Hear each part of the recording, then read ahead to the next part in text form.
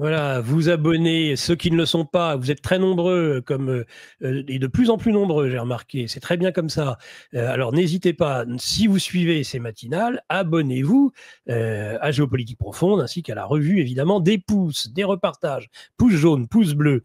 Bonjour, mon cher Philippe, Philippe Deveul, maître Deveul. Bonjour, bienvenue. Bonjour et merci de votre accueil.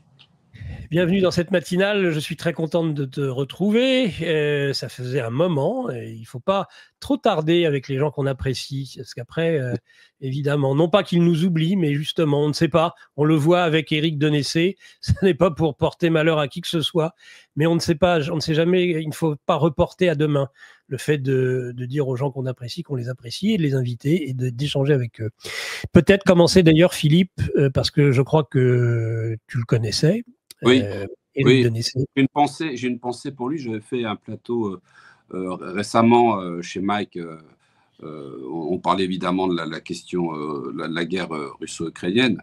Et je n'ai pas d'éléments sur sa disparition. On a annoncé ça comme un suicide.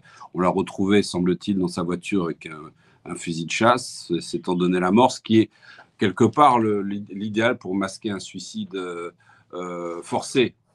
Mais je ne peux pas accuser qui que ce soit, mais c'est troublant et c'est étonnant. J'ai une pensée pour sa famille, pour ses proches. Et c'est étonnant parce que c'est vrai qu'il y a plein de coïncidences au moment de sa disparition. Et surtout qu'on avait évoqué, des journalistes avaient évoqué d'investigations, qu'il y avait une cellule noire à l'Élysée, qui était des gens venus des renseignements de la DGSE, des gens qu'on aurait mis entre guillemets comme des tueurs pour justement protéger la Macronie dans son ensemble. Et c'est un peu inquiétant, non, parce que quelque part, moi, j'attends rien de ces gens-là. Et je vous dis tout de suite, moi, personnellement, j'ai aucune envie de me suicider, donc au cas où ça arriverait, tu pourras utiliser ces images, mais Oui. C'est tout à fait le signe d'un régime qui est aux abois, hein, qui me fait penser au régime de Mitterrand sur la fin aussi, avec toutes ces disparitions étranges. Alors, ce qui est étonnant, c'est que, bon, rien n'est prouvé, mais on est le droit de se poser des questions, d'aller dans des conjectures et de se dire si c'était le cas, vraiment, c'est scandaleux, c'est honteux, puisque leur narratif, c'est de dire, regardez, on va s'attaquer au régime de Poutine parce qu'il y a des gens qu'on élimine dans l'opposition, c'est pas un régime démocratique, etc. Donc c'est l'hôpital qui soude la charité quelque part. Mais enfin, je n'en dirai pas plus, mais j'ai beaucoup de tristesse pour cet homme qui était brillant, qui était méthodique, qui avait des positions, qu'on soit pour, qu'on soit contre, qui était tout à fait respectable, qui était un officier des renseignements, un officier militaire. Et voilà, je fais honneur à sa mémoire. Merci Philippe.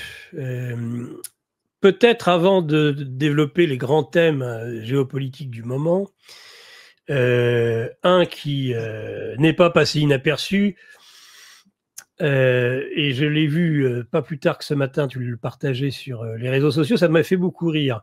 Donc comme les nouvelles ne sont vraiment pas très réjouissantes ces derniers temps, on essaie de faire un petit peu de faire un peu d'humour, ça peut détendre.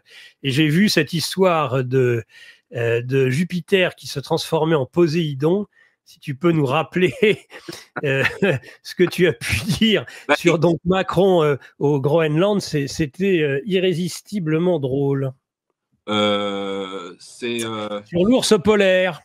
Oui, non, c'est en fin de compte, moi j'adore l'humour. Je suis imprégné d'humour. J'ai vécu dans mon enfance, j'étais toujours très attiré par les films comiques et j'ai évidemment des préférences sur les artistes. Et souvent, vous me verrez poster des passages, des tirades de Louis de Funès ou de Bourvil ou de Fernandel, parce que j'aime bien prendre la vie de l'humour parce qu'elle est déjà assez triste comme ça et que l'humour est toujours une sorte de raccord avec le sens de la vie. Parce que et c'est ce qu'ils détestent le plus, le système déteste le plus aujourd'hui, c'est cet humour. Regarde par exemple Philippe Muret qui titrait « Il est interdit de rire ». On est dans un monde où on cherche à nous empêcher, à nous interdire de rire. On ne peut plus rire de rien. Alors qu'ils sont narquois, ironiques, mais on ne rit plus. Mais c'est-à-dire qu'on a des bons clients, c'est-à-dire qu'on a un président de la République qui fait concurrence au cirque Bouglione, aux Avatas, à la piste aux étoiles. À chaque fois, il nous donne des éléments qui sont assez faciles quelque part. On n'a pas, c'est pas Emmanuel Macron n'est pas un personnage austère, c'est un personnage volubile qui aime se montrer, qui aime s'expliquer, qui aime voyager. Et là, c'est pas de chance parce que il va au Groenland pour humilier Donald Trump. En disant voilà, il veut récupérer le Groenland, etc. Parce que bon, dans l'esprit de Donald Trump, c'est une position globale des États-Unis dans le cadre de sa sécurité, avec évidemment le Groenland qui appartiendrait à cette sphère, à cette zone. Au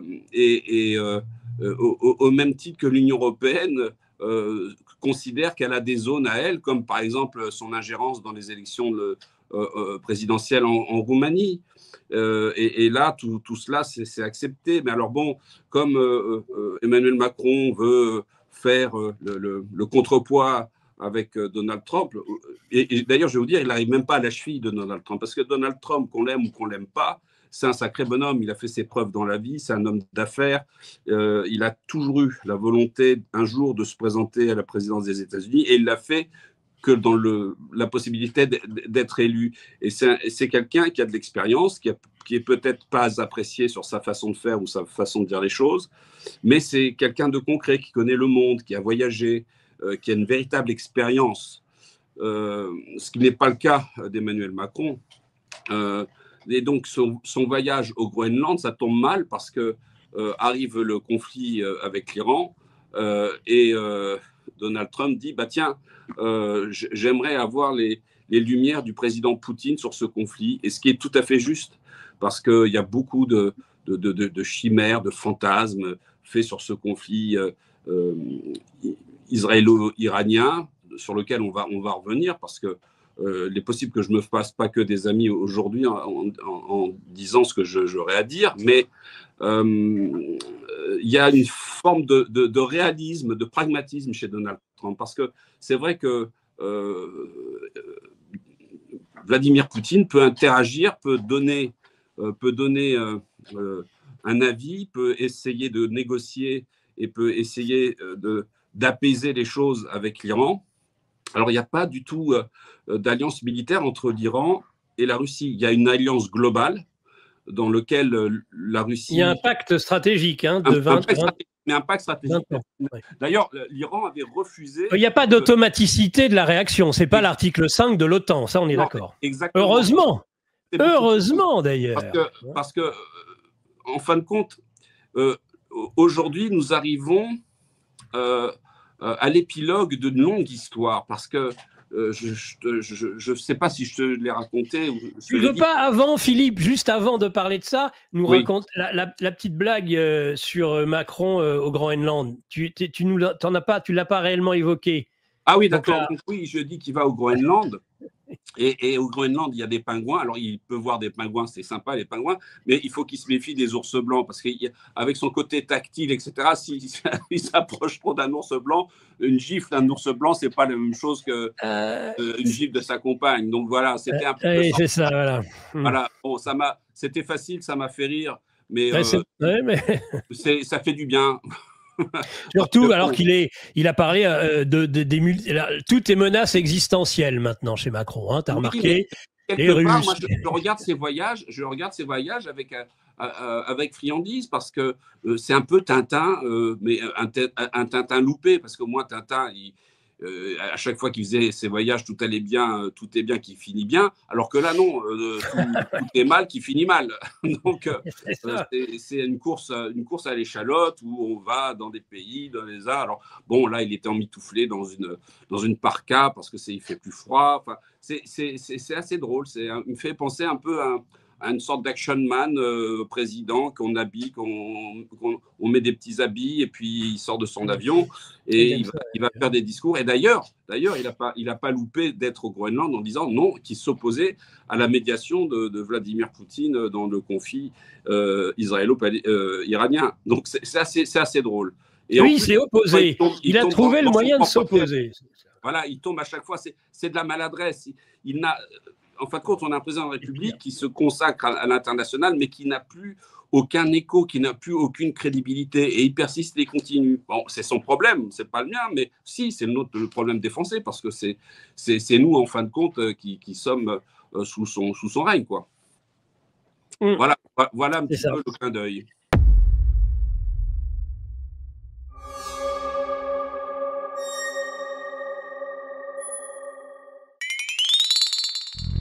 Yeah.